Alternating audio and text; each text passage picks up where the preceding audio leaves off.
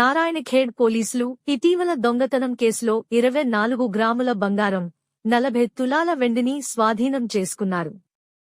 Narayankhed SI Vidyacharan Reddy విలేకరులతో మాట్లాడుతూ, ఈ నెల 14వ తేదీన రాకల్ గ్రామంలో జరిగిన దొంగతనంపై ఫిర్యాదు వచ్చిన తర్వాత కేసు నమోదు చేసి దర్యాప్తు చేపట్టినట్లు చెప్పారు. దర్యాప్తులో పండరీ గౌడ్ అనుమానాస్పదంగా పట్టుబడి నేరాన్ని అంగీకరించడంతో అతని వద్ద నుండి బంగారం, వెండి స్వాధీనం చేసుకున్నారు. పండరీ గౌడ్పై గతంలో కూడా దొంగతనం కేసులు ఉన్నాయని ఎస్ఐ తెలిపారు.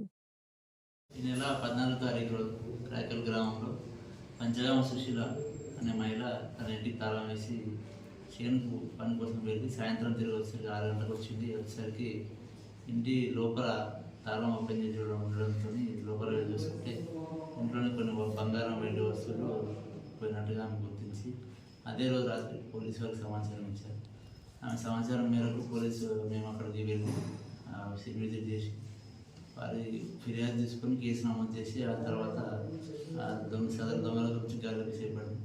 ఇందులో భాగంగా ఈరోజు ఉదయం మనసూర్పూర్ చౌరస్తా దగ్గర అదే రేకల్ గ్రామానికి చెందిన ఎడిగి పండరి గౌడ్ అనే వ్యక్తి ఆటోలో వస్తూ అక్కడ మమ్మల్ని పోలీసు వారిని చూసి పారిపోవడానికి ప్రయత్నిస్తే పట్టుకుని అతని వద్ద సోదా చేసి చూడగా ఏవైతే బంగారు నగలు 24 గ్రాముల బంగారు నగలు, 40 తులాల వెండి సుశీల గారింట్లో దొంగతనం చేయబడిన అతని వద్ద రికవర్ చేసి అతన్ని పోలీస్ స్టేషన్ తీసుకొచ్చి కన్ఫెషన్ పంచనామా నిర్వహించి కోర్టులో ఈరోజు హాజరుపరుస్తున్నాం. రిమాండ్ తరలించడం జరుగుతుంది.